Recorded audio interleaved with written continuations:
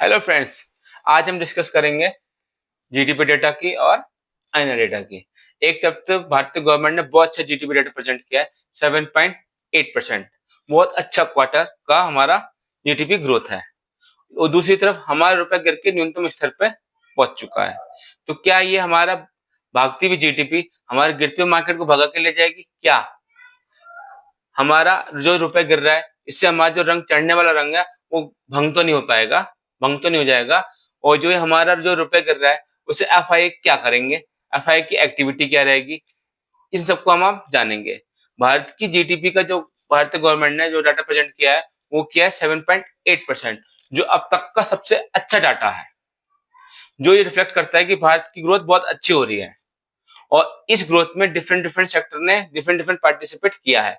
सबसे पहले सर्विस ने किया 9.3%, मैन्युफैक्चरिंग ने किया 7.7%, कंस्ट्रक्शन ने किया है 7.6%, प्राइवेट फाइनल कंजप्शन ने किया 7%, गवर्नमेंट फाइनल कंजप्शन में किया 9.7% और एग्रीकल्चर ने किया 3.7%। जिसमें हम देख रहे हैं कि एग्रीकल्चर से सबसे कम डिमांड आई है, जो भारत के लिए बहुत चिंता का विषय है। क्यों? भारत की 60% पॉपुलेशन जो है वो खेती पे डिपेंड रहती है और इस वीक डिमांड से बहुत सारी कंपनियों पे बहुत सारा इम्पैक्ट पड़ने वाला है। सबसे पहला इम्पैक्ट पड़ेगा एफएमसीजी कंपनी में, दूसरा इम्पैक्ट पड़ेगा ऑटो सेक्टर पे और तीसरा इम्पैक्ट पड़ेगा रूरल इंफ्रास्ट्रक्चर कंपनीज पे। हमने देखा कि जीडीपी ग्रोथ तो अच्छी हो रही है, लेकिन हमारे जो एग्रीकल्चर की नीड कम है, बेसिक स्केलेटन हमारा वीक है। तो भारतीय गवर्नमेंट इसको इम्प्रूव करने के लिए बहुत सारा प्रयास कर रही है। अब हम डिस्कशन करते हैं आइनर वैल्यू की। 29 अगस्त को भारत का जो रुपए है सबसे न्यूनतम स्तर पर पहुंच चुका है, 88.29। इसका मतलब हमारा वैल्यू गिर गई। पहले तो हर गवर्नमेंट के लिए ये बहुत क्रिटिकल का विषय होता था, लेकिन अब पता नहीं क्या है। तो जिस जो ये हमारी अगर आइनर वैल्यू गिर रही है, हमारे रुपए की वैल्यू कम हो रही है as compared to US dollar.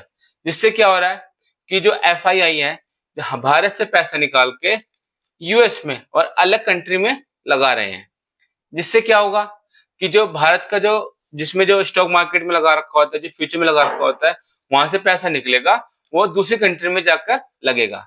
Example के रूप में आप समझिए, अगर किसी विदेशी व्यक्ति ने भारत में 100 रुपए में इन्वेस्ट किया भारत में, लेकिन अब उसकी वैल्यू हो गई 107 रुपए। तो उससे क्या हुआ कि यूएस के बाद जो जो व्यक्ति ने भारत में इन्वेस्ट किया है उसका मूलधन ही कम हो गया, लेकिन निफ्टी भागी नहीं, निफ्टी नहीं भाग रही, लेकिन जो हमारे रुपए की वैल्यू थी वो कम हो गई, जिसके कारण उसको डायरेक्टली इनडायरेक्टली बहुत लॉस हो रहा है। जिसके कारण वो भारत से लगा हुआ पैसा कहीं और अपनी कंट्री में लगा रहा है, जिससे कि बहुत ज्यादा फ्लक्चुएशन हो रहा है। जो ये रुपए गिरता है, जो भारत के इन्फ्लेशन को शो करता है। जो डाटा बताते हैं कि जो गिरती हुई वैल्यू होती है रुपए की, वो ये रिप्रेजेंट करती है भारत में इन्फ्लेशन का प्रेशर है।